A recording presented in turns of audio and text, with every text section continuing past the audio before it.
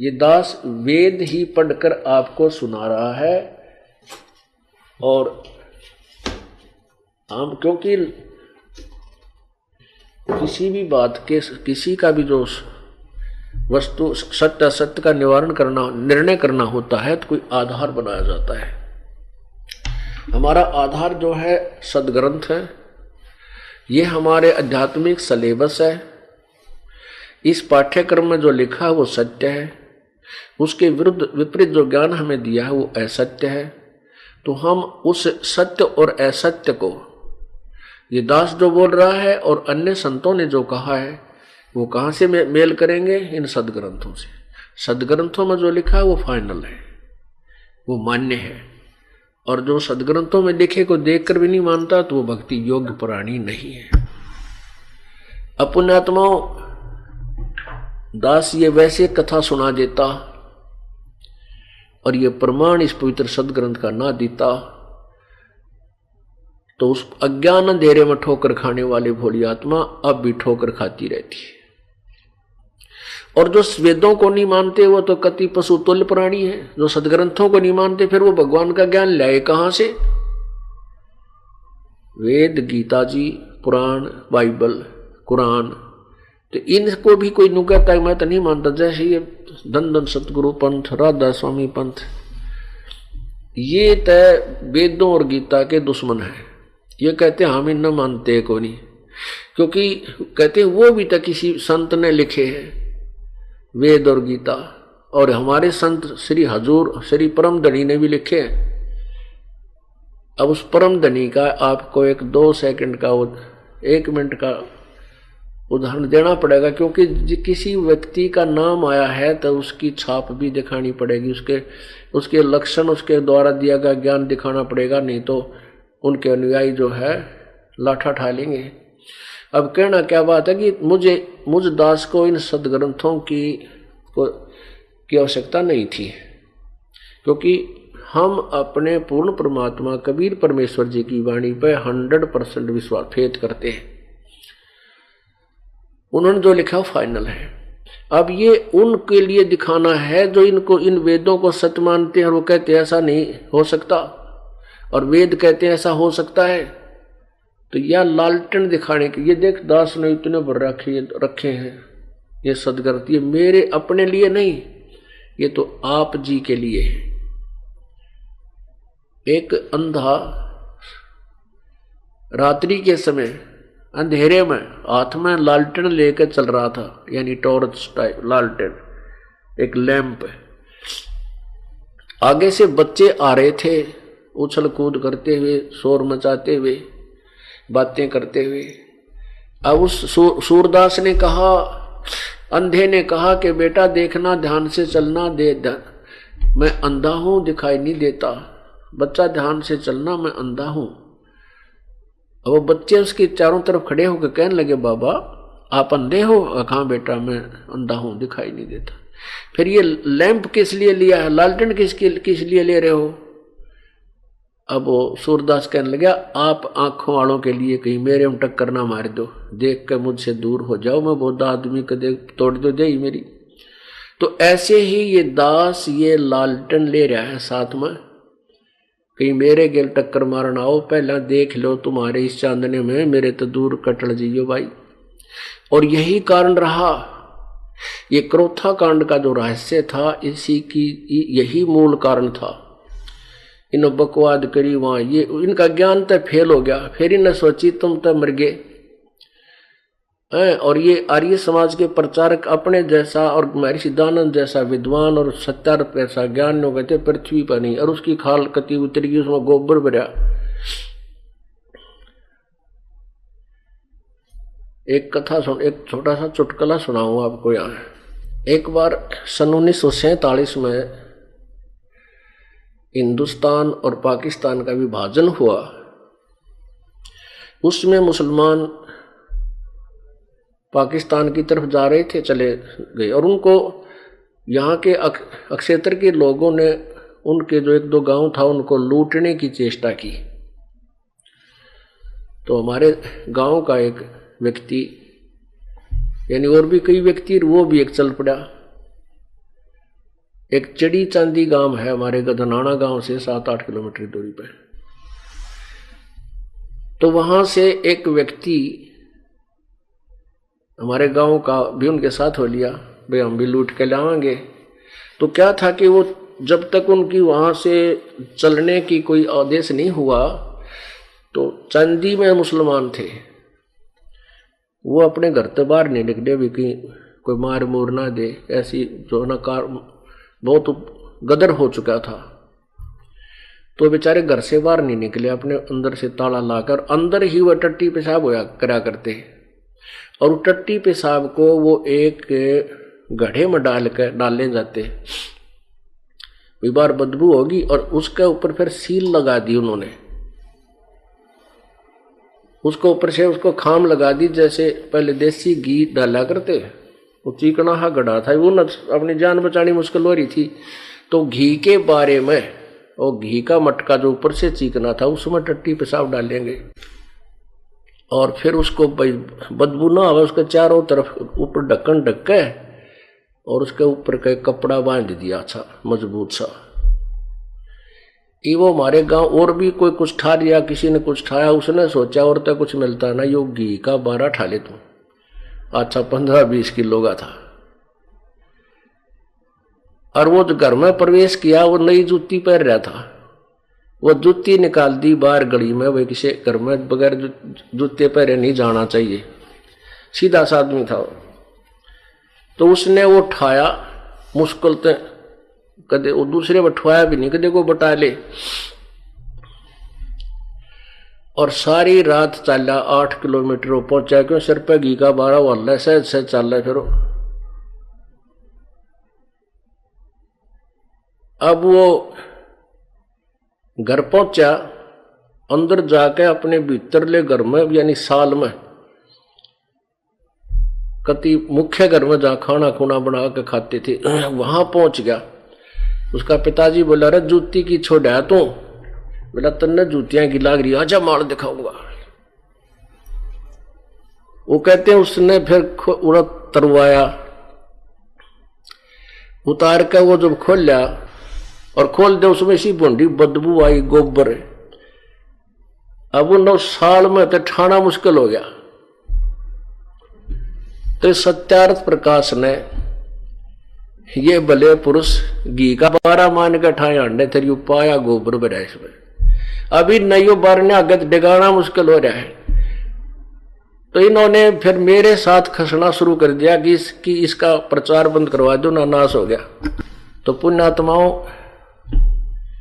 यो चढ़ी चांदी वाला 12 था भाई सत्यार्थ प्रकाश।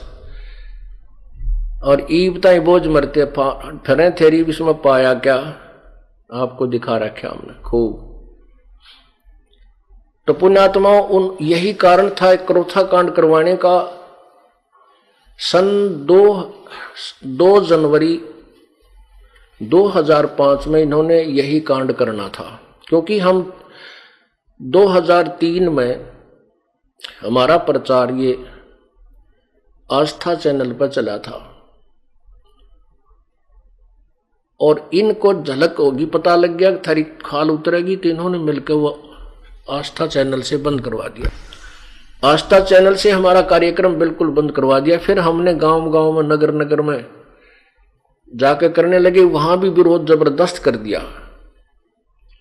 हम एक बार यमुना नगर में कर रहे थे, वहां भी इन्होंने मिलकर औरों को भी जो है ना हमारे विरोध करके, और वहां से हमारा बीच से ही सत्संग छुड़वाया, वहां से भी जान बचा कर भाग कर हम अपने वापस आए। फिर हमने समाचार पत्रों के माध्यम से प्रचार शुरू कर दिया, तो इनकी पोल खुलन लगी। 2 जनवरी 2005 में सतलोक आश्रम करोथा पे अटैक करने की तैयारी की, और वहां एक सम्मेलन का बहाना किया हमें, और गांव गांव में, नगर नगर में जाकर दुष्प्रचार किया। आश्रम करोथा में ऐसा होता है, वहां से गंदे कर्म होते हैं, वहां किसी को मत जाने देना, बहन बेटियों के साथ ऐसे होता है। और वो अपनी सच्चाई ना बता करके कहीं ये दोनों औरों को मुझे बदनाम इसलिए कर रहे थे कि वहां कोई ना जावे, तुम्हारी पोल ना खुले। तो उस समय हमारे ट्रस्टी ने न्यायालय से सटे ले लिया उनके उस 2 जनवरी वाले सम्मेलन पर। फिर भी उन्होंने हठ से सब मर्यादाओं को तोड़ के हमारे आश्रम से 1 किलोमीटर आधा किलोमीटर की दूरी पर डीगल गांव की सीमा में, वो जो 144 धारा और सटे जो मिला था वो करोथा की सीमा का था, तो वहां उन्होंने किया। और फिर समाचार पत्रों में ये बेहुदी बातें छपवाई, बकवादे। तब तो इनकी दाल गली नहीं। अब ये 12 जुलाई 2006 को इन्होंने वही प्रतिशोध लिया और सरकार को भ्रमित कर दिया कि वहां ऐसा होता है वैसा होता है, जिस कारण से ये अत्याचार अन्याय सरकार ने भी कर दिया हमारे साथ। कोई बात नहीं, हम परमात्मा की ओट में बैठे हैं, सांच को आंच कभी ना हुई और ना हो सकती। अब देख लेना, अब हम अपनी सच्चाई को जनसाधारण तक पहुंचा देंगे और ये लोग उनको धिक्कारा करेंगे जिन्होंने ऐसे शांतिपूर्वक आश्रम में अपना हम तो ऐसे सत्संग कर रहे थे, धार्मिक कार्य किया करते थे, उनको बंद करवा दिया। तो पुण्यात्माओं, ऐसे इन लोगों ने ये भट्ठा बैठा दिया। अब परमात्मा का आदेश है, ये पूरे विश्व में फैलेगा, इसको कोई रोक नहीं सकता। ये प्रभु का चला हुआ कार्य है, हमारा और आपका नहीं है। हम और आप ये कार्य नहीं कर सकते। उसकी शक्ति, उनकी मेहर, उनकी रहम और उनका आदेश ये सब कार्य कर रहा है। दास तो एक केवल निमित्त है और उनका मजदूर हूं परमेश्वर का, कुत्ता हूं कबीर परमेश्वर का, और आप धनवानों को जगाने के लिए भौंक रहा हूं, क्योंकि आपका धन लुट रहा है, आपका जीवन व्यर्थ हो रहा है। आप भक्ति रूपी धनी हो, आपका धन लूट रहा है, आपका जीवन रूपी श्वास अक्षीण हो रहे हैं, नष्ट हो रहे हैं। आप जाग जाओ, अपने श्वासों को संभालो।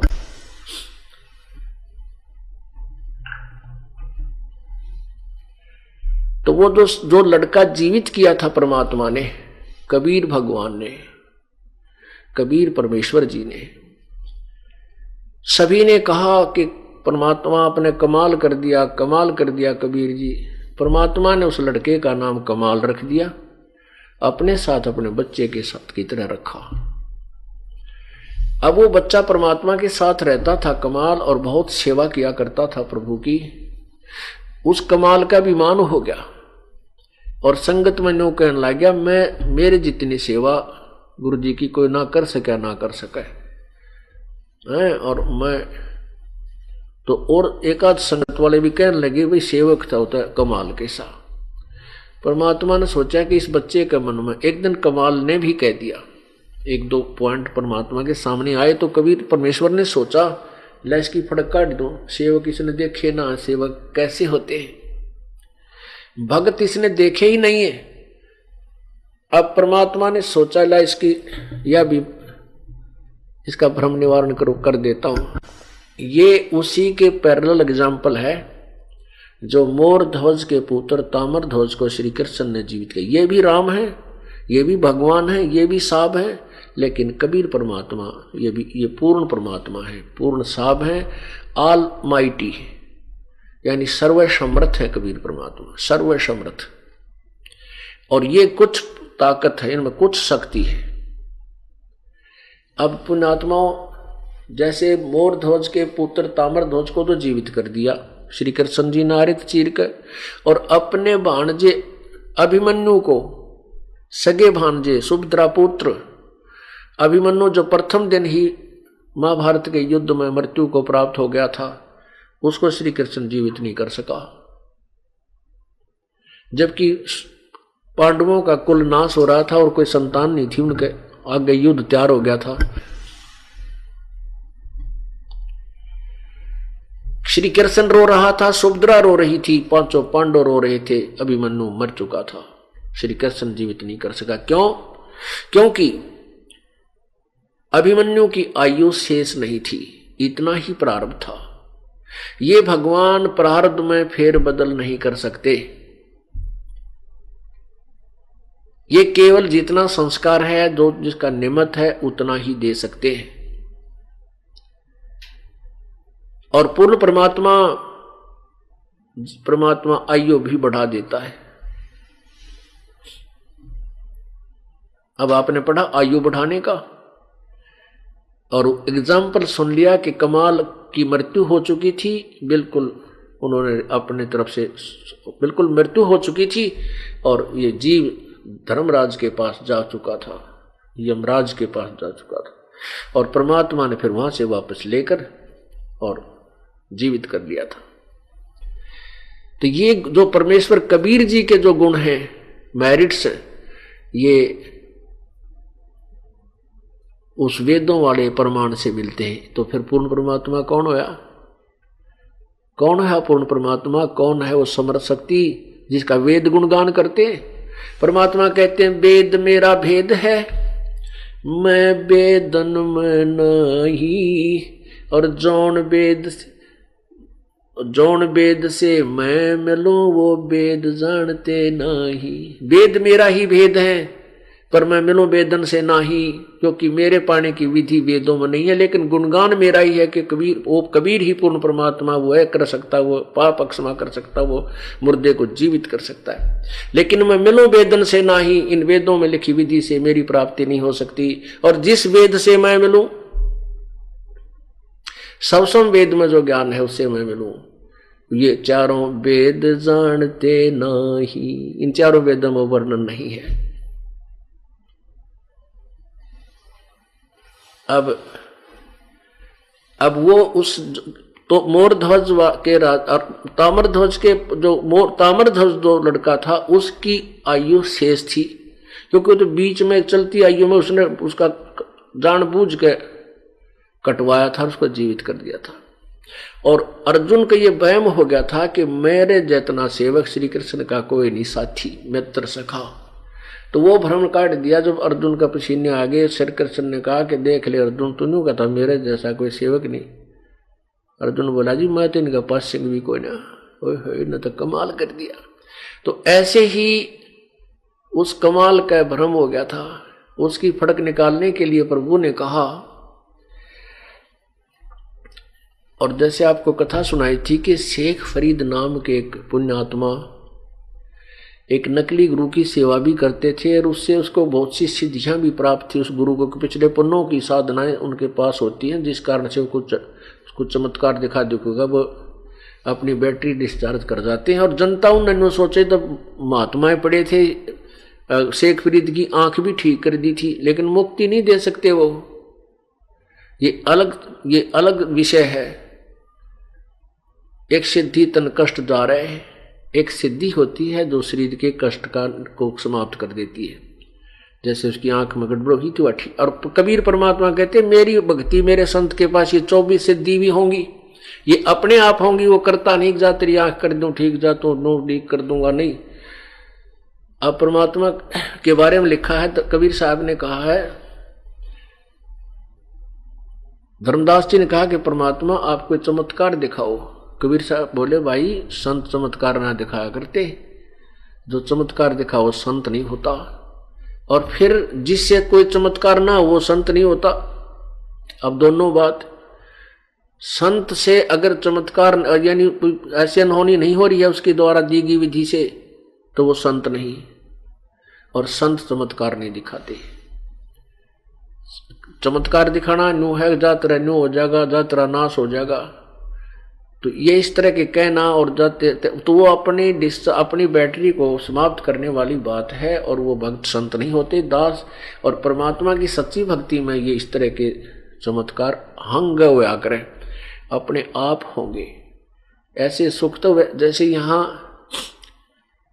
आपको पीछे सुनाया था, बधौड़ गांव का एक छोटा सा बालक 8-7 वर्ष का, उसका चाचा जो लकड़ी काटता था, उस एक छोटी सी डांट लड़के की आंख में जा लगी, कत्ती कंडम हो गई, आंख मांस पाट गया। इसार के डॉक्टर ने मना कर दिया कि इस आंख में दिख कती नहीं का, ऑपरेशन जरूर कर देंगे। यहाँ अग्रवाल डॉक्टर को दिखाया हॉस्पिटल में, सरकारी हॉस्पिटल में, कहा कि ये आंख ऐसी होगी है जैसे कमजोर कपड़ा हो जाया करे, अब इसका ऑपरेशन करना भी डिफिकल्ट है। तो उस फिर यहाँ किसी भक्त ने बता दिया कि ऑल इंडिया में हमारा मित्र जान पहचान वहाँ ले चलते हैं, वहाँ ले गए। उन्होंने टेस्ट वेस्ट किया, उन्होंने भी यही कहा कि आँख में कुछ दिखेगा कुछ नहीं, क्योंकि ये गल चुकी है, इसमें मवाद बन गया है। और काफ़ी टेस्ट लिख दिए, काफ़ी पैसा बताया। वो गरीब आदमी थे, वापस आ गए, पिता पुत्र उसका दादा 3 जा रहे थे। तो फिर आके उन्होंने उपदेश लिए ना, 1.5 महीना ही हुआ था। हार के थक के आके यहीं बैठ के भगवान बंदी छोड़ कबीर परमेश्वर जी कि कुछ भी करियो ना, तुम्हारे इतने पैसे देने का मैं तो यहाँ कहते मऊ को ना। तीसरा चौथा दिन वह आंख कति स्वस्थ होगी। बोलो सतगुरुदेव।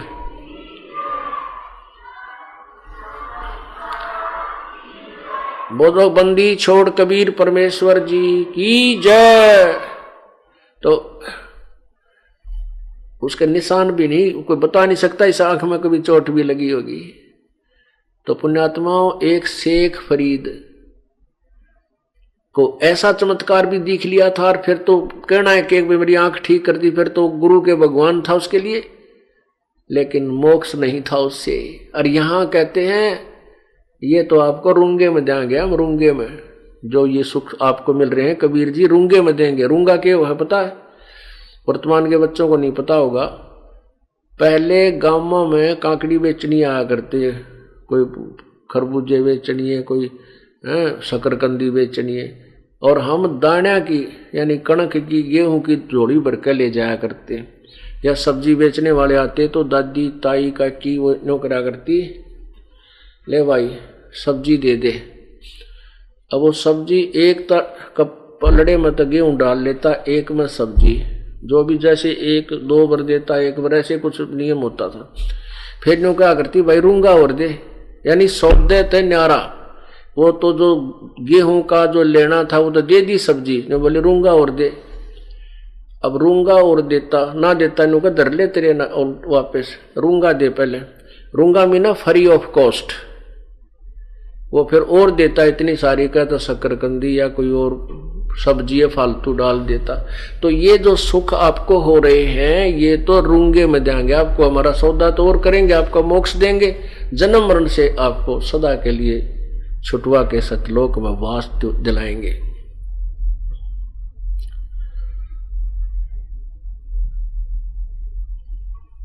आगे क्या होता है कि उधर से सम्मन मनियार और उसकी पत्नी नेकी, वो परमात्मा के कबीर परमेश्वर के विचारों से बहुत अच्छा प्रभावित थे।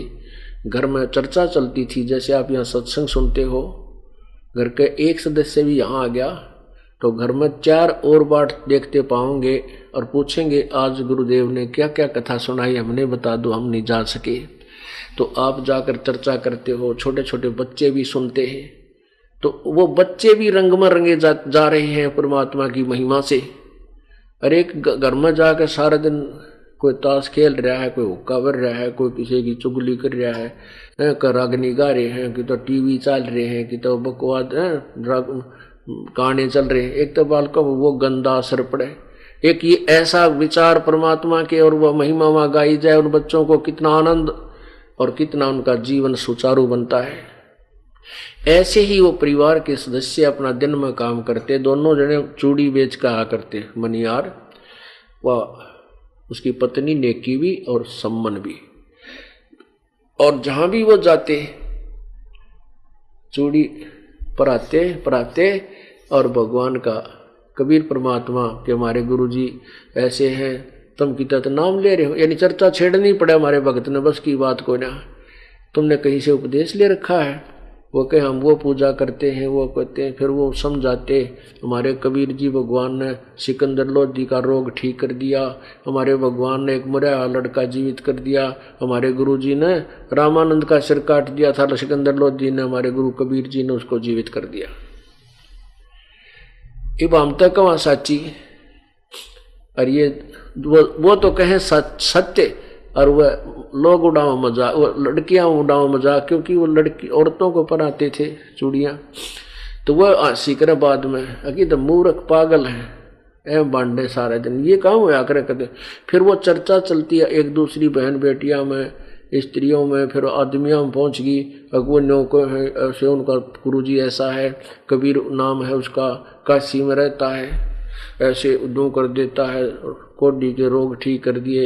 एक निर्धन था उसका, तो उसको धनवान बना दिया। तो वो ऊपर तो ठीक बोलते पर अंदर से नो कहते तो बुद्धू है कति, ये होया करे कभी। एक आदि तो वैसे भी कह देते क्यों झूठ बोलो हो, अपनी चूड़ी बेच लो। अब उधर से क्या होता है कि वो बच्चा छोटा सा था, 10-12 वर्ष की उम्र का, सम्मन और सेऊ, तो वो भी रंग में रंगा हुआ था। तो वो भी बच्चों में अपनी यही चर्चा करता था अपने साथ आड़ा में। तो बच्चे नो क्या करते, तुम्हारे गुरुजी कभी तुम्हारे घर आए हैं? उस सेऊ तो कहने लगे। और ये नकली संत कहीं कहीं चले जाते थे, तो वो ने कहा हमारे गुरुजी तो हमारे घर आते हैं। तुम्हारे गुरुजी आए कभी घर?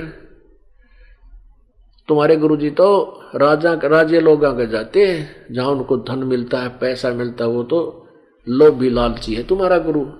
सम्मन उस सेऊ को कहा करते अन्य साथी दूसरे बच्चे।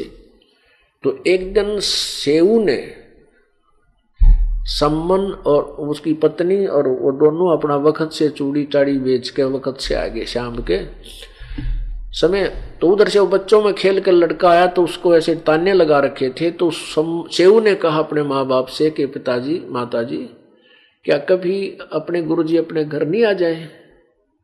अपने गुरुजी अपने घर आ जाए तो आनंद हो जाए। अब सम्मन कह रहा था बेटा, नेकी कह रही थी बेटा गुरुजी आ तो जावे, लेकिन उनको कितने शिष्य हैं और किस किस के घर जाओगे वे? अपना पता है लाखों शिष्य हैं अपने गुरुजी के। और बेटा वो तो हाजिर है यहाँ पर, आप वो परम शक्ति है बेटा, यहाँ कौन से हम के उनसी नजरों से दूर है। तो वो लड़का ने कहा नहीं माँ, एक बार आ जाना, इन बड़का का मुंह बंद कर दूं मैं। गुरुजी यहाँ जा, बस फिर ही नमक का बता दूं। हमारे गुरु ने कहे तुम्हारे गुरुजी तो राज्य महाराजा का जाते, जहाँ उनको अच्छे अच्छे पैसे मिलते हैं। अब नेकी ने कहा बेटा दुनिया की बात ना सुना करते भगत, इस पर कहेंगे, कल कुछ और कह देंगे, फिर कुछ और कहेंगे हैं? और गुरुजी अपने साथ ही हैं। कहने का माँ वह बात तो ठीक है, पर मेरा जी सा करे एक बात जा, तुम्हें आनंद हो जा। नो वो बातें कर ही रहे थे, इतने में वो 3 प्राणी, वो शेख फरीद जो कबीर जी के का शिष्य हुआ था, जो कुएं में निकाला था, उल्टा लटका भक्ति करता था, परमात्मा ने बाहर निकाला था, फिर उसको सतमार्ग बताया था, वो भी फिर प्रभु के साथ, परमेश्वर के साथ वो आत्मा अपने कल्याणार्थ रहा करती थी। तो उस दिन शेख फरीद और कमाल और परमात्मा कबीर जी, ये तीनों चल पड़े। कबीर जी कहने लगे मैं ऐसे जा रहा हूं भक्तों से मिलने के लिए, तुम चलोगे? कमाल बोला जी मैं नहीं चलूंगा, आपकी सेवा कैसे होगी, मेरे जैसा सेवक कोई आपको मिलेगा? अब ये बकवाद करने लग जाते हैं ना, जब परमात्मा समझ जाता है कि इनकी गाड़ी पटरी से नीचे जा चुकी है, इसको सेट करते हैं। शेख फरीद बोला जी आपकी आज्ञा हो तो आपका दास भी चल पड़े।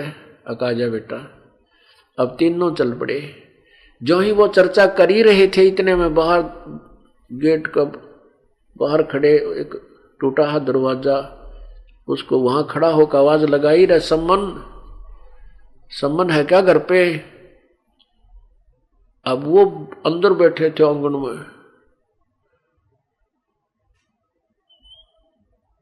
तो सम्मन नेकी कहने लगी गुरुदेव की आवाज आ रही है।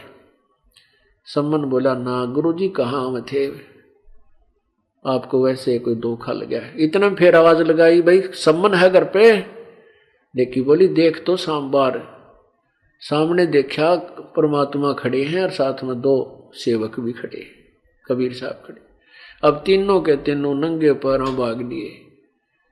अब उनका स्वप्न में भी नहीं थी कि इतने शेष जिस महापुरुष के हैं और वो हमारे जैसे भिखारी के द्वार पर आ जाएगा। भिखारी का मतलब ये नहीं था, उनको इतना तो मालूम था कि परमात्मा ने कोई कि हंस सभी एक जैसे हैं, ना वो राजा से प्रभावित होते हैं ना ही रंग से दुखी, इतना तो ज्ञान था। फिर भी अपने द्वार पे और गुरुदेव को आया देख के वो तो आओ भाव भूल गए। अब यूं देख रहे हैं कि मैं सब सचमुच हमारे यहाँ खड़े हैं, हम द्वार पर ये गली में जाकर के ऐसे स्तब्ध हो गए ना, नो के आ जाओ भीतर, अंदर आ जाओ प्रभु, बैठने की भी ना की, नो देखा आंख फाड़ के। अब सचमुच ये हो कैसे गया, गुरु जी हैं, ये सौपन है। तब कमाल ने कहा कि भक्तों गुरुदेव को अंदर बैठाओ या यहीं खड़े रखोगे। तब उनको सौपन सा टूटा, भाग कर टूटा फूटा जैसा बस्तर था वो बिछौना बिछा दिया फटा पुराना, और सम्मन उनके पास बैठ गया, बैठा दिया, पानी पात पिलाया, जल पिलाया। उधर से नेकी फिर कुछ देर के बाद बातचीत चली और सम्मन ने कहा प्रभु भोजन अभी बनाएं या कुछ जैसे आपका आदेश हो, भोजन अभी को तो अभी तैयार करवा देता हूँ। परमात्मा बोले वे भोजन तो खाएंगे पर शाम को खा लेंगे, भोजन तो खाना ही है। सम्मन अंदर आया अपनी पत्नी के पास, नेकी के पास, नेकी से कहा नेकी भोजन तैयार करो, प्रभु परमात्मा अपने गुरुदेव सफर में आए हैं, भूख लगी है, पैदल चल के आए हैं। नेकी कहने लगी घर में तो एक दाना भी कोई ना, आज ना आटा है ना कोई कणक है। तो समन कहने लगा किसी उधारा मांग लिया। नेकी कहने लगी कि उधारा भी कोई नहीं दे रहा आज मुझे, इस उधारा इसलिए नहीं दे रहे हैं, वो कह रहे हैं कि तुम्हारा गुरुजी आए, उसने जाके कहा हमारे गुरुजी आए हैं और आटा दे दो, क्योंकि वही मांगा जाता है जहां पर उसका हाथ आपस में मेल मिलाप हो। 5, 7, 10 घरों में वो महंगाई सारे नाट गए कि आज तुम्हें क्या जरूरत है मांगने की, तुम्हारे गुरुजी तो वैसे भंडार भर देते, तुम्हारे गुरुजी तो इतने समर्थ है, मुर्दे जिंदे करते हैं, फिर क्यों मांगती फिरती है। तो कम वो कहने लगा सम्मन, तो नेकी कहने लगी कोई आज उधारा भी ना देता। सम्मन कहने लगा ला तेरा यो चीर जो सिर पे रखा हुआ दुपट्टा, इसको गिरवी रखाऊंगा। नेकी कहती है कि मैं इसको भी गिरवी रखना चाहती थी, लेकिन ये फटा हुआ है, कोई गिरवी भी नहीं ले रहा इसको आज। अब सम्मन बैठ गया पेट पकड़ के एकदम, हे भगवान पहली बार तो भगवान हमारे घर पर आए। और देखिए से फुट्टी किस्मत का, कितना पिछले जन्म का कोई पापी हो, मैंने कोई पुण्य नहीं किया पिछले पूर्व जन्म में, इसलिए आज मेरे पास वित्त नहीं है और मैं आज पहली बार मेरे मालिक आए यहाँ पर, मैं भोजन नहीं करा सकता। आंखों में पानी पड़े और बैठ गया नीचे ने, या क्या हुआ मेरे मालिक। तब नेकी कहने लगी ऐसा ना करो, आप गुरुदेव से कहो परमात्मा सुबह भोजन करा देंगे। सुमन बोला सुबह कहाँ से लाऊंगा। तो वो कहती मैं एक तरकीब बताती हूं कि तुम दोनों पिता पुत्र रात्रि में किसी बानिए का चोरी कर लो और तुम इतना लाना कि तीनों अतिथियों का, भगवान परमात्मा गुरुदेव का और भक्तों का काम चल जाए, हम नहीं खाएंगे। अब जैसे प्रतिदिन कथा सुना करता वो छोटा सा सेऊ बालक का के पाप चोरी करना महापाप है बेटा, वो माता पिता शिक्षा देते थे और गुरुजी के वचन सुनाते थे। गुरुजी वैसे कहते हैं ये जो हम आज किसी का चोरी करेंगे तो हमें उसका बहुत घोर पाप लगेगा। तो सेऊ कहने लगा माँ चोरी खट्टा खाए ही उनका सर्वस्व, चोरी करते हैं उनका तो नाश होया करे, हम चोरी नहीं करेंगे। माँ बोली बेटा, कहते हैं सेऊ से नेकी कहे सुन सेऊ सुरज्ञान और या मैं अकाज है नहीं चोरी कर दे दान। अब सेऊ कहने लगा माँ चोरी तो चोरी ही है, चाहे दान कर दे। अब मन में खोट, हेरा फेरी आए बिना चोरी हो नहीं, और फिर ये तो पाप तो है ही माँ, मुझे क्यों आप प्रभु की वाणी से परिचित होकर के ऐसी बात कह रही हो। तब नेकी बोली बेटा बात सुन ले, ये नगर इतना दुष्कर्मी हो चुका है, आज ये जानबूझ कर हमें आटा नहीं दे रहा। ये माया के जो है ना, माया के पुजारी हैं, इनके पास धन गणा है लेकिन भगवान से भी मुख है ये। आज इनके दिल में रहम नहीं है, मैंने हाथ जोड़ लिए, मैं रो ली, पैर पकड़ दिए, उधारा तो दे दो, कि उधारा तो दे दिया करें। तो सब ने कहा ना तुम्हारा भगवान आ रहा है, अब क्या जरूरत है, तो देख लेंगे तुम्हारे गुरु तुम्हें छका देगा। तो ये जानबूझ के बकवाद है बेटा, और हम इस नगरी में कमाया खाया है, हमारे ऊपर इनका एहसान है। और यदि आज ये भूखे चले गए परमात्मा, यो काल इस नगरी में आग ला देगा। पुण्यात्माओं, यदि राष्ट्र प्रधानमंत्री यहाँ आ जा और कोई बकवाद कर दे, उसके जाए पाछा ये पुलिस वाले बकल तोड़ा कर उसका, तो परमात्मा को प्रधानमंत्री कुछ नहीं कहता, चला जाता है। चाहे कोई गुंडा भी बोल गया हो, चाहे किसी ने डले भी मार दिए, वो अपना नहीं बोलता, चला जाता है। और फिर ये पुलिस वाले समारा करें उन्हें। तो ऐसे ही उसको पता था, संविधान से परिचित थी, प्रभु के संविधान से नेकी परिचित थी। तो उसने कहा बेटा सुन ले बात, एक नगरी में एक माया के पुजारी रहा करते थे, और वो इतने कृतज्ञ हो गए, किसी का सत्कार नहीं करते थे। उस नगरी के पास एक साधु सिद्ध पुरुष आके रात्रि में रुक गया। उसने अपने शिष्य से कहा कि जा बेटा इस नगरी से कुछ भिक्षा लिया। वो लड़का जवान था, वो गया भिक्षा मांगने के लिए। तो नगर वाले वो सेठ लोग कहने लगे, तुम करके क्यों ना खाते मुस्टंडे हो, भीख मांगते फिरते हो, आजा मजदूरी कर ले, चल मारा वहां पल्लेदारी कर ले, शाम तक तेना 2 रुपये बन जाएंगे। यानी किसी ने आटा नहीं डाला, शाम का समय था। अब वो लड़का वापस चला गया खाली थैला लेकर। गुरुजी बोला रखी बात लिया नहीं। शेष बोला गुरुजी ईसा तक नगर ना देखा मैंने आज तक, कोई तो 16 माथा नहीं बोलता, और सब जो है ऐसी ऐसी बातें कहते हैं। संत बोला लो कोई ना बेटा, सुबह तू फिर जा। अब सुबह फिर भेज दिया। सुबह फिर गया तो उन्होंने वही डायलॉग फिर सुनाए, वो खाली हाथ वापस आ गया।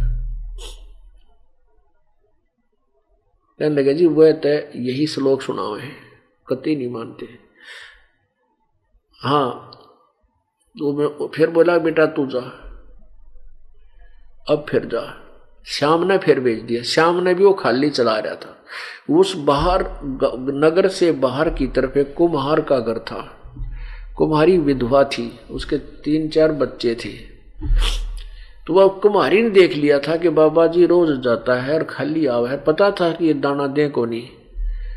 तो उस कुम्हारी ने कहा महाराज जी, बालक था 12, 13, 14, 15, 16 साल का, माँ थी और स्त्री थी। उसने देख मन में विचार आया कि मेरा बेटा जब भूखा होता कल का, मेरा बेटा होता और जैसे 2 दिन भूखा रह जा, मर नहीं जा बालक। तो उसने बहुत दया आई, कहने लगी बाबा महाराज जी आप कहाँ गए थे? गया था माई की बेटी की तरह। बताओ तो क्या काम था? कि भिक्षा लेने गया था, इस नगर में कोई भिक्षा नहीं देता। अब पहले ये ऋषि संत जन जो है ना छुआछात बहुत मान्या करते, छोटी जाति वाले का नहीं लिया करते थे, कुछ टाइप के ऐसे थे।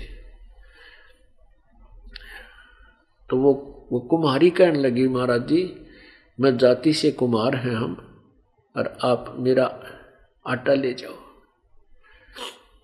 कहो तो रोटी बना दो।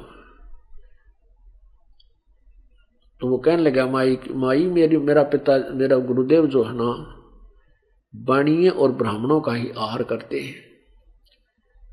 वो कहने लगी देख लो महाराज जी हमें तो कुमार। उस लड़के ने भूख लाग रही थी, उन्हें सोची ले चलता हूँ, गुरुजी कहेंगे तो खा लूंगा। अब उस लड़की ने डाल दिया, माई ने वो ले आया। उसने कहा बता बेटा क्या रहा? संत ने पूछा, उस सिद्ध पुरुष ने पूछा क्या कैसे मिला भिक्षा? उसने कहा प्रभु उस नगरी वालों ने तक कति सब ने मना कर दिया। एक बाहर कुम्हारी माई ने, कुम्हार के घर तो माई ने मुझे ये कह कर दिया है कि तुम्हारे गुरुजी आदेश देते बेटा खा लिए ले जाट। और महाराज जी ऐसे दुष्ट तो मैंने देखे को नहीं। तो संत बोला बेटा तुझे भूख लाग रही है, खा ले, मैं तो खाऊं नहीं। और वापस जा। उस माई ने न्यू कह दे बेटी कि सुबह रात्रि ने अपने सारे सामान ने लाद के अपने गधा पर चल पड़े, जहां भी कल अपना चल पड़े, यानी कुछ समय था, और जहां भी सूर्यास्त हो जाए वहीं रुक जावे और वहीं बस जाएगी। यानी उस समय जब वो गया, जब कुछ समय रहता था शाम का सूर्यास्त से, तो उस माई को उसने जाकर बताया। यानी 2 पैर सीखा होगा, जैसा भी एक उदाहरण बता रहा हूं आपको। तो वो कहने लगा कि माई ने कह दे जाकर कि अपना सारा सामान उठा कर बच्चों समेत और चली जाएगी, और जहां सूर्यास्त हो जाए वहीं रुक जाओगी और वहीं वो बस जाओगी, और ये सुबह ये नगर खत्म कर दिया जाएगा, ये मिलेगा नहीं, ये सब नष्ट होगा। अब महात्मा ने वापस जाके कहा कि माई आप अपना यहाँ से सामान उठा लो और यहाँ से चल पड़ो, जहाँ तुझे सूर्यास्त हो जाए, दिन छिप जा, वहीं रुक जाइए, गुरुजी का आदेश है, हमारे गुरुजी बहुत पहुंचे हुए हैं, तेरा वही बास हो जाएगा और खूब ठाठ होंगे, और ये नगर सुबह तक खत्म हो जाएगा, तो जिक्र मत करना किसी को, नहीं तो तेरा भी काम बिगड़ जाएगा। अब उस समय वो डरा बहुत करते थे पहले संत, इस तरह के ये ऊट मटीला करनीय संत बहुत होया करते, तो उसका जच की बात, उसने उसी समय अपना सारा सामान बांधा फटाफट, के सामान था 5-4 खाट होंगी और 2-4 पतीले होंगे, वो उठा के जहाँ पर धर के और चल पड़ी। 7-8 किलोमीटर वहां से जाकर के कहते हैं वो रुक गई, और वहां कहते हैं कुमारियां के नाम से एक गांव बसा हुआ है, तो वह वहां रुकी। रात ने वो संत ने अपनी सिद्धि से उस नगर का नाश कर दिया, खत्म हो गया। तो ऐसे नेकी उसे समझा रही है कि बेटा यदि आज इस नगर से एक सतगुरु बगैर खाए चले गए अन्न, तो ये नगर उजड़ेगा, और बेटा इस नगर को बसाए रखना अपने, क्योंकि हमने यहाँ कमाया और खाया है, इसलिए चोरी करने को कहती हूँ बेटा। उस जिससे हम चोरी करके लाएंगे, अगर किसी को पता नहीं चला तो बेटा पाछे जब हमारा पास हो जाएगा तो उसका उतना ही कभी रात्रि में रखावांगे। तब इन सब बातों से को सुनकर वो सेऊ संतुष्ट हो गया, अब ठीक है मां। तो रात्रि के समय दोनों पिता पुत्र चोरी करने चल पड़े। एक सेठ के मकान में सेंध लगा ली, यानी इतना सुराख बना लिया, वह पाड़ लगा ली कि ऐसे आदमी लेट कर अंदर प्रवेश हो जा। अब सेऊ कहने लगा पिताजी मुझे अंदर जाने दो, मैं लाऊंगा चोरी करके। समन कहता नहीं बेटा तू बाहर खड़ा रहे, और मैं पकड़ा जाऊंगा ना तो मैं आटा बांध के बाहर फेंक दूंगा, और बेटा तू भाग दिए उठा के। सेऊ कहने लगा नहीं पिताजी मैं अंदर जाऊंगा, आप बाहर रहो। यदि मैं पकड़ा भी जाऊंगा चोरी करता तो नो कहेंगे बालक था कोई बात ना, छोड़ दो, और आपको पिताजी फांसी तोड़वा देगा, सेठ की जो ना राजा तक पहुंचे।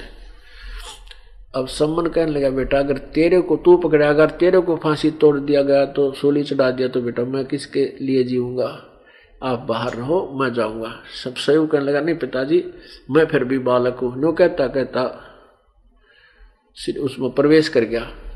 तब उसने सम्मन ने कहा बेटा कति 3 शेर लाना, ज्यादा नहीं, हम तो बिल्कुल भूखे रहेंगे, हम नहीं उसको छुएंगे। तो सेऊ ने पहले तो अंधेरे में आटा ढूंढा, फिर वो डाला अपनी फटी पुरानी चादर में, चलने लगा। जब तराजू रखा था वो उसके ऊपर पैर टेक गया तो एकदम जोर की आवाज हुई, खड़क दे ही बाजा। वो सेठ वही सोया था, वो जाग गया दुकान में, और चोर जब वो चलने की तैयारी करने लग गया उसने देख लिया, चोर चोर करके वो पकड़ लिया, और पकड़ के थाम का बांध दिया। इतने में जो आटा उसने बांध रखा था वो सुराख के अंदर से बाहर फेंक दिया। कहा पिताजी ये आटा ले जाओ, और मैं बाणिये ने पकड़ दिया। अब सम्मन वापस आया आटा लेके, अपनी पत्नी से कहा कि ले खाना बना दे। वह नेकी बहुत समझदार थी, वह भी भगवान से पूर्ण परिचित थी और कुर्बान थी दाता पे। कहने लगी पुत्र कहाँ रह गया। सम्मन ने कहा वो तो बणिये ने पकड़ लिया।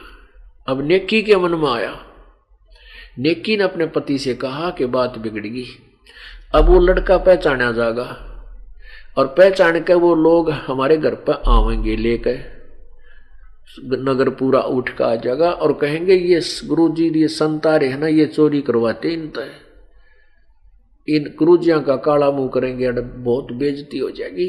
हमने आहार तक कराया को नहीं और गुरुदेव की बेइज्जती हो जाए करवा देंगे, हमारा फिर कितना जीवन नहीं रहेगा। आप ऐसे करो, वापस जा, तलवार ले जा। और लड़के ने कह सुनकर पर गर्दन बाहर निकलवा लिए उससे, और सेठ ने कह दिए तुम इसको बांध दे रख पैर से, और सिर काट लिया। किसी प्रकार पीला काट के, चाहे अंदर बढ़ के काट के लाना पड़ा था ना, अपने बेटे का सिर काट लिया। वो तो छोड़ा को नहीं, बांध रहा है, सिर तक काट लिया। और फिर क्या होगा कि वो सेठ सौर न रखा को ना, और ना किसी आगे जेकर करेगा, वो कितना दूर फेंका होगा, फिर उसने उठा लावाएंगे और बाद में अपने बच्चे का अंतिम संस्कार कर देंगे। और सेठ डरता बतावा को नहीं का, हमारे गुरुदेव की इज्जत बची रहेगी। इस बात को और विकल्प ना दे करके सम्मन भी इस बात से सहमत हो गया। करद लेकर तलवार लेकर वापस चल पड़ा। उधर से सम्मन के सेऊ बच्चे के मन में ये आई कि हे भगवान, आज तक बात कति माटी में मिल गई। हमारे गुरुजी पहली बार आए और ये लोग मुझे पहचानते इसने ले आए। सेठ का रहता है भगत बने खरो थे, आज पकड़ेगी थारी वो तेरे गुरुजी आ रहे होंगे, आज वो चोरी करवाना हुआ है, अब देखना तड़के तुम्हारे गुरुजी का तुम्हारा क्या हाल होगा। अब उस पर बेचारे को बहुत धमका रहा था सेठ। अब वो सेव कहने लगा, मन में सोचता है भगवान बात बिगड़ गई। तो इतने में सम्मन ने आवाज लगाई कि बेटा सेव, दो बात करनी है, बहुत जरूरी काम है, एक तू मेरे तो दो बात कर ले, फिर तो ना जाने हम मिलेंगे कि ना मिलेंगे, क्योंकि आपको मरवा दें या मुझे कुछ कर दें। अब उधर से सेव के मन में नहीं आ गया, पिताजी ने कहूंगा कि मेरी नाड़ काट ले जा, मेरी गर्दन काट ले, नहीं तो बात बिगड़ेगी। अब सेव लड़के ने बढ़िया से कहा सेठ से कि सेठ जी बार मेरे पिताजी खड़े हैं और दो बात बतला रहा मैं। बोला हाँ, बाजन की तैयारी से थारी ना दू सारी जानू।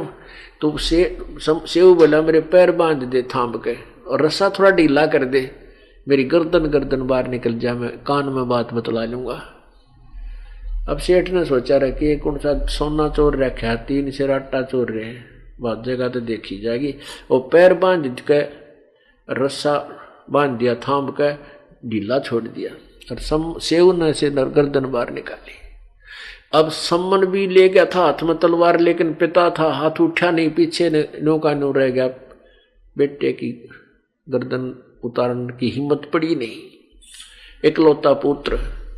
तब सेऊ ने कहा कि पिताजी, यदि तू मेरा बाप है, यदि मैं तेरा अंश हूं, तो मेरी एक प्रार्थना सुन ले, मेरी गर्दन काट ले पिताजी। ये बढ़िया ऐसे ऐसे कह रहा है कि कल तुम्हें वहां करेंगे, तुम्हारे गुरुजी की बेइज्जती कराएंगे, तुम ऐसे ऐसे कर रहे हो। अब जब लड़के के मुंह से यह बात सुनी तो एकदम सेव का हाथ में करंट सा आया और वो तलवार से सिर काट लिया।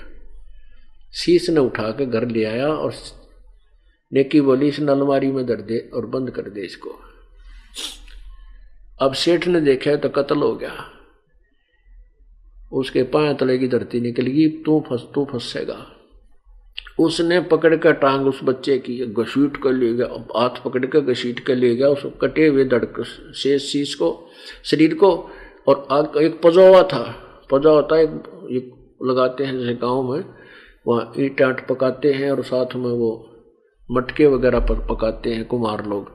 वो बहुत बड़ा खंडर से भी होते हैं उसके साथ में, और उस अलग से उसकी दीवार सी भी बन जाती है। उस पजावे में गिर आया तो नेकी बोली तू वापस जा अब सम्मन से अपने पति से, और सेठ उस बालक ने घर पर नहीं रखेगा और उसके पैरों उसकी घसीट जहाँ वो घिसरा कर ले जाएगा, उसकी जो निशान जा उसके साथ साथ जाके उस लड़के के शरीर ने बिठा लेना। अब सेठ जब इतने में सेठ जी था, उसने घेर घेर कर जो वो सुराख बना रखा था उसको लीप ल्याप कर माटी सूखा रेत मार के ऐसा कर दिया, चोरी हुई है को ना। अब पहले तो वहां गया, वो देखा तो वहां तो उसने कति ओके कर रखा, जैसे पाड़ भी ना ला रखा हो, कभी सुराख ना बनाया हो, चोरी ना हुई हो। फिर उसके साथ साथ गया जो निशान था, वहां लड़के का धड़ पड़ा पाया, उसको घेर कर उसके ऊपर बोरी ही और लिया कंधे पर ला के, ताकि देख भी ना ले कोई कहेगा तो कह दूंगा बेटा बीमार हो रहा है। इस तरह उठा रहा है उसको, ला कर घर न धर दिया और एक कोने में घेर कर डाल कर ऊपर बोरी बारी ढक दी, जैसे फटे पुराने कपड़े थे। इससे सारे रात के रिहर्सल में दिन निकलना हो गया। अब रसोई वो नेकी ने अपना वक्त सोचा रोटी बना दो, उन्होंने वक्त से खाना तैयार कर दिया। गुरु जी खाना खा कर निकल जाएंगे और सम्मन से कहते, नेकी कहती है कि आँखें पानी मत लाना, गुरु जी खाना नहीं खाओगे, जन्यों पता चल गया कि लड़का मर गया है, ये कल के भूखे। अब इकलौता पुत्र मरा पड़ा और माता पिता का आंसू भी नहीं लाना चाह रहे हैं कि बात किसके लिए? परमात्मा के लिए। पुण्यात्माओं ये बनते हैं पुण्य, ऐसे बनते हैं ये कर्म। तो उसने रोटी बना दी और 3 पात्रों में रख दिया।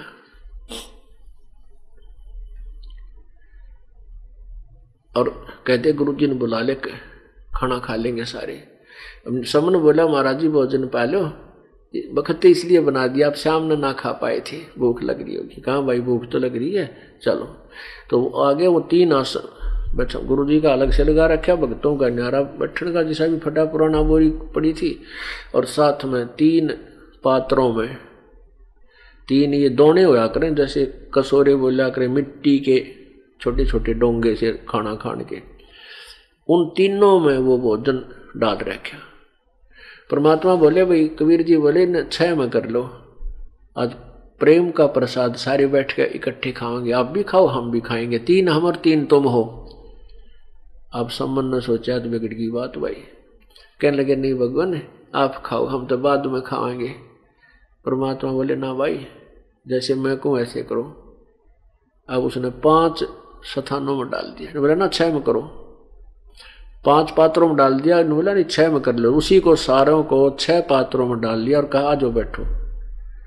अब वो 2 तो बैठ गए, नो पूछेंगे सम्मन की सेव कहाँ, कह देंगे वो तो कहीं बाहर गया है गुरु जी, वो तो कोई नहीं, यानी यहाँ तक कहने को तैयारी ही थी।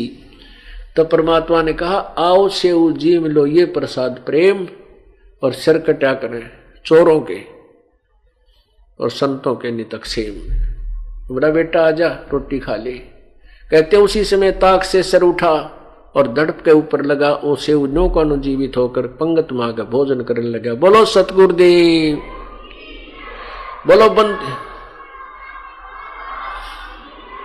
बंदी छोड़ कबीर परमेश्वर जी की जय।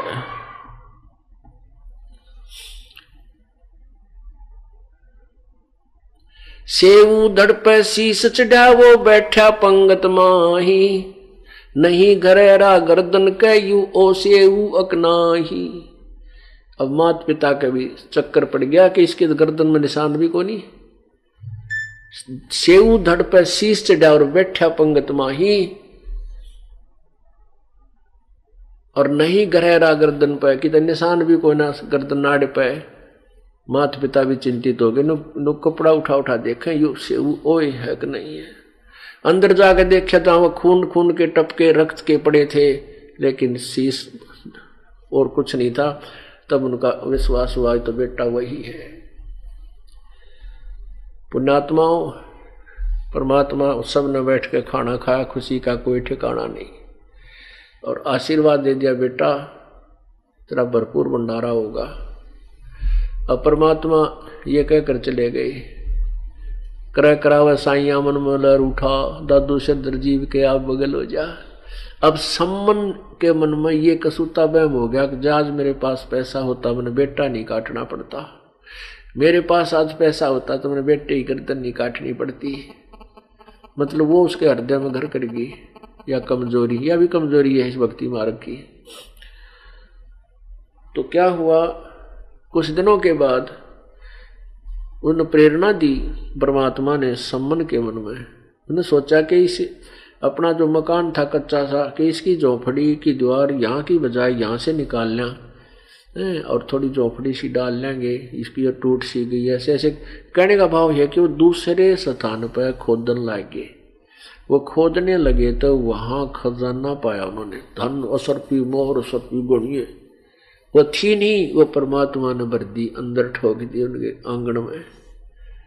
उन्होंने देखा रतरा जो वो, तो फिर परमात्मा ने प्रेरणा दे दी कि इसको उजागर नहीं होने देना। धीरे धीरे कुछ मान लाए कुछ बकरी लिया, यानी कुछ और धंधा कर दिया उन्हें थोड़ा थोड़ा, तो फिर वो धीरे धीरे उसको प्रचार, उसको बढ़ाने लगे। तो कहते हैं 1 नंबर का सेठ हो गया वो सम्मन उसी जीवन में। अब क्या हुआ कि जब पूर्ण ज्ञान हो जाता है वो मार नहीं खाते, और सम्मन मार खा गया। नेकी और सेव का पक्का दृढ़ विश्वास हो गया कि अब हम यहाँ रहेंगे नहीं इस गंदे लोक में।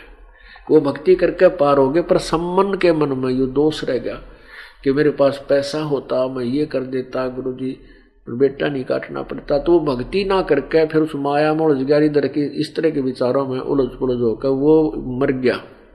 मृत्यु को प्राप्त होकर फिर उस पुण्य के कारण, पिछली भक्ति के कारण 9 शेरवा में 9 शेर खान नाम का एक बादशाह बन गया।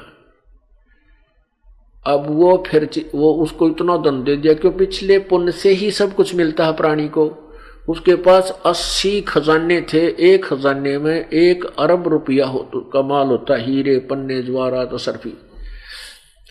अब वो बादशाह बन गया, 80 गंज 80 खजाने उसके पास, इतना धनवान, और चवन्नी दान नहीं करे, कंजूस इतना हो गया।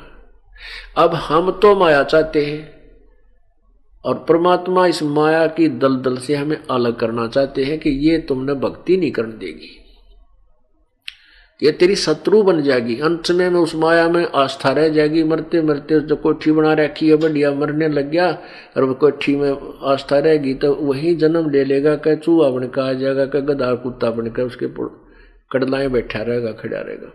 तो इसलिए परमात्मा हमें चाहते हैं कि हम तत्वज्ञान से परिचित हों और माया को केवल उसी तरह प्रयोग करें जितनी उसकी आवश्यकता है।